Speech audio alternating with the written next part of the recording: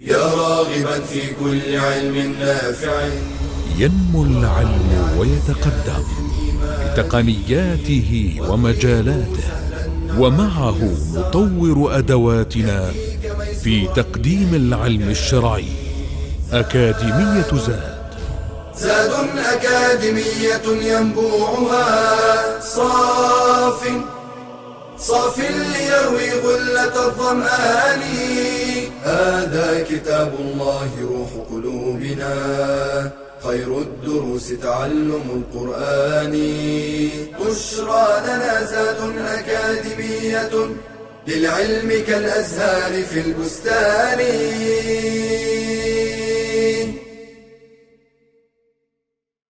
بسم الله الرحمن الرحيم. الحمد لله رب العالمين، وصلوات الله وسلامه على سيد الأنبياء والمرسلين نبينا محمد وعلى آله وأصحابه والتابعين لهم بإحسان إلى يوم الدين.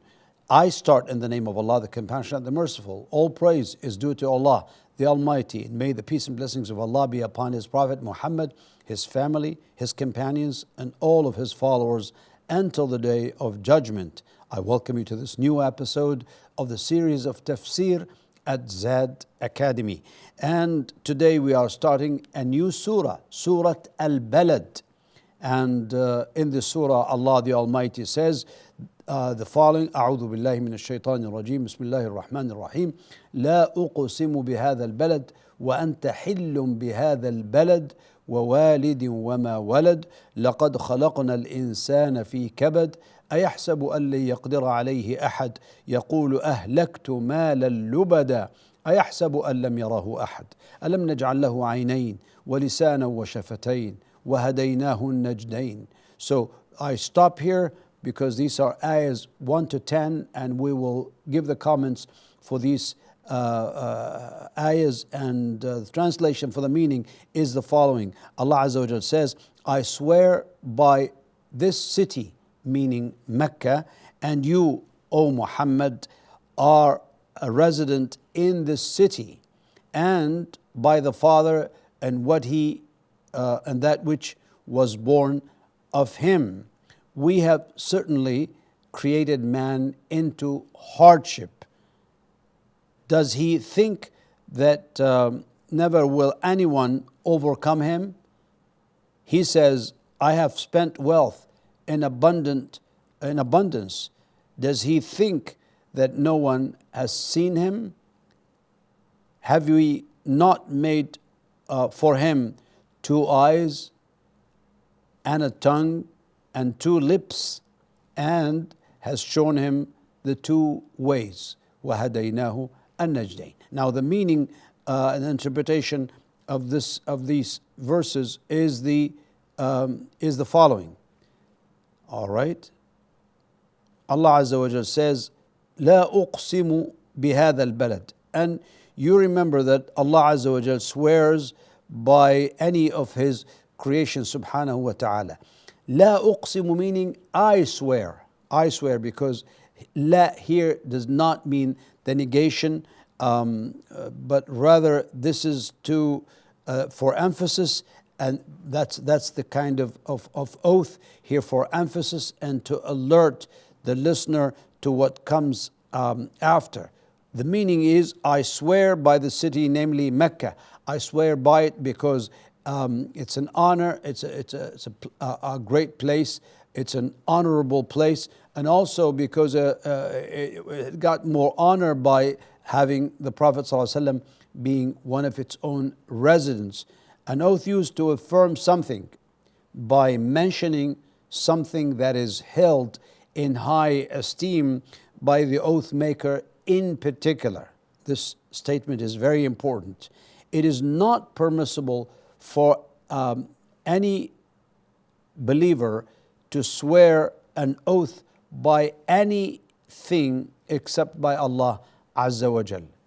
See, so no oath should be shown or sworn by a prophet, a wali, which is a close friend of Allah, or by anything else. Rather, the oath should be only sworn by Allah subhanahu wa ta'ala. The Prophet sallallahu alayhi wa alihi wa sallam said, "Man halafa bighayri Allahi فَقَدْ كَفَرَ أَوْ أَشْرَكَ.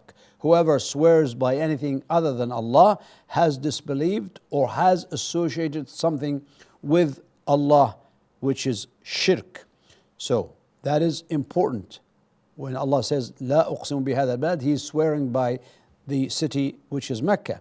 And you, O Muhammad, are a resident in this city. That is, I swear by the city, and you are a resident in the city. وَأَنْتَ حِلٌّ, because the fact that he was a resident in Mecca increased, as I said, increased the honor, increased that city in honor.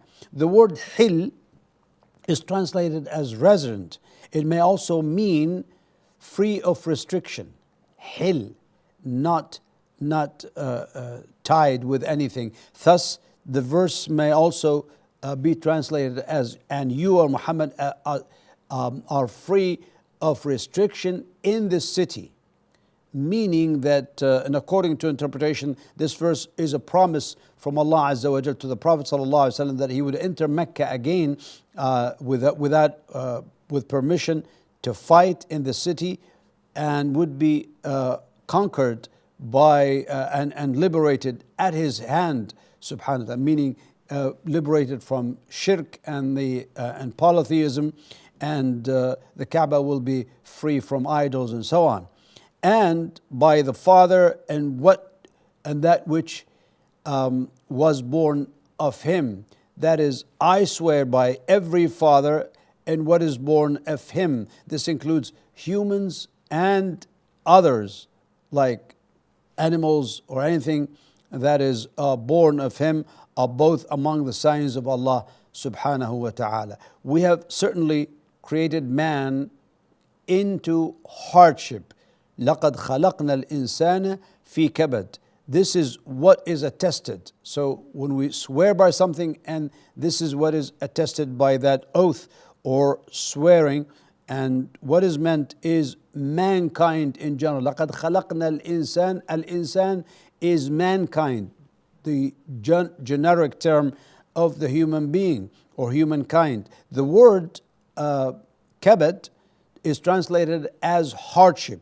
It may also mean to be upright, in an upright stance, meaning in perfection and the best manner, as this will come again in other phrases in the glorious Quran. The phrase into hardship refers to what the individual goes through of hardship in this world, like seeking provision, striving to make himself obey Allah and avoid disobedience.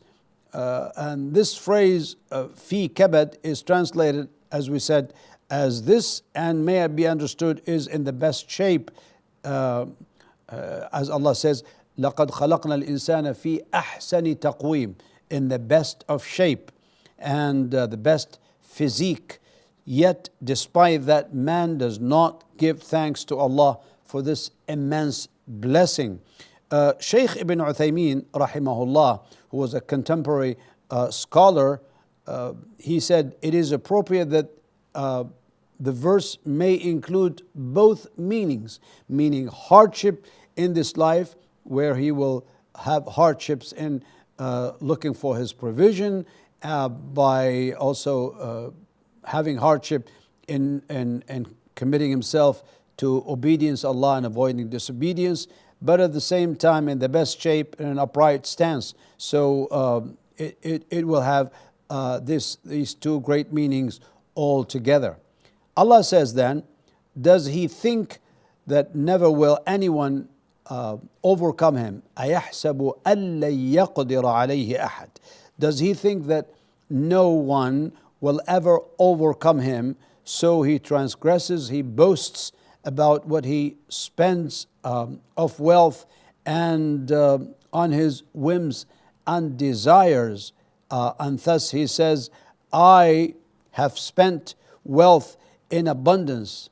يقول أهلكت مالا لبدا. That is a great deal of accumulated wealth on that which incurs the anger of Allah Azza wa Jal.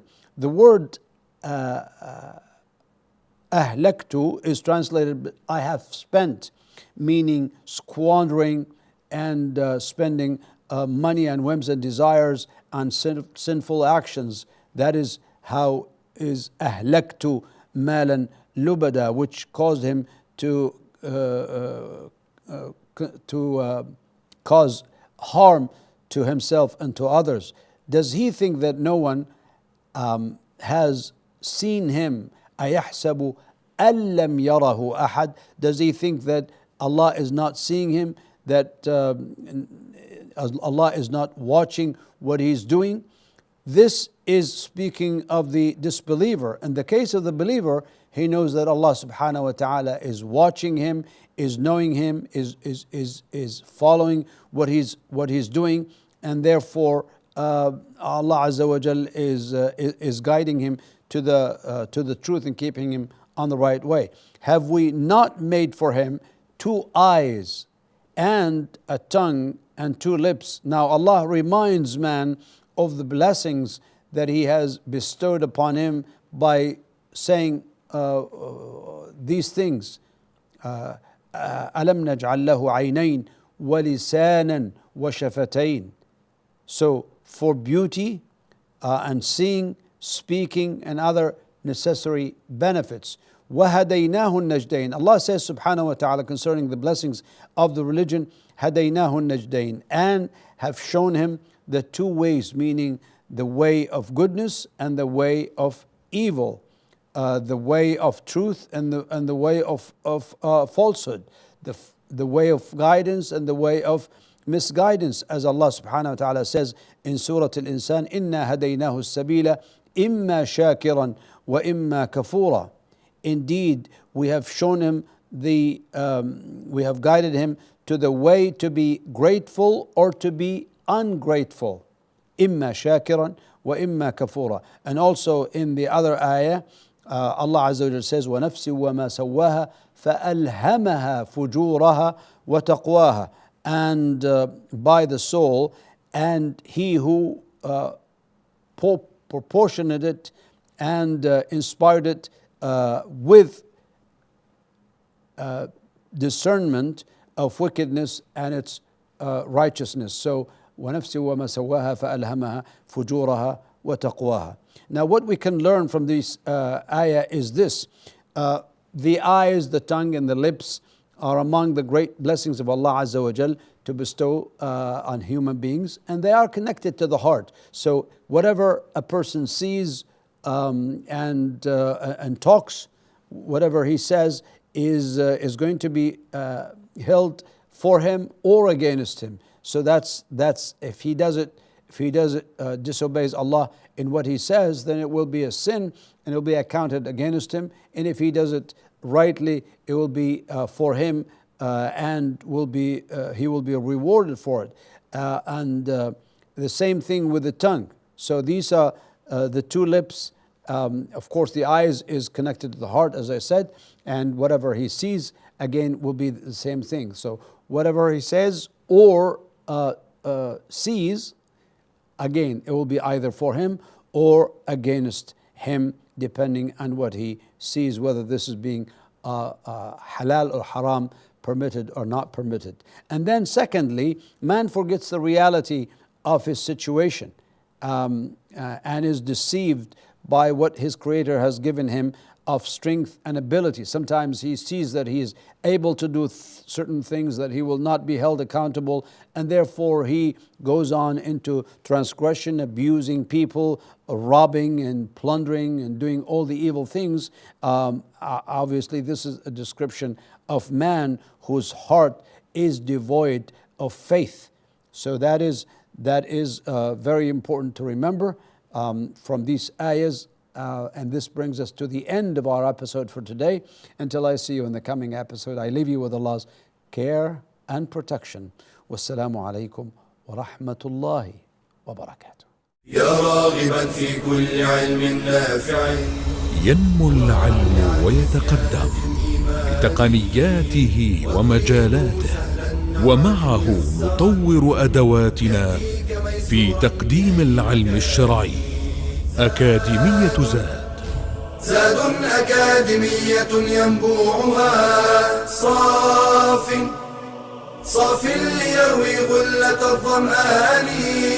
هذا كتاب الله روح قلوبنا، خير الدروس تعلم القرآن. بشرى لنا زاد أكاديمية للعلم كالأزهار في البستان.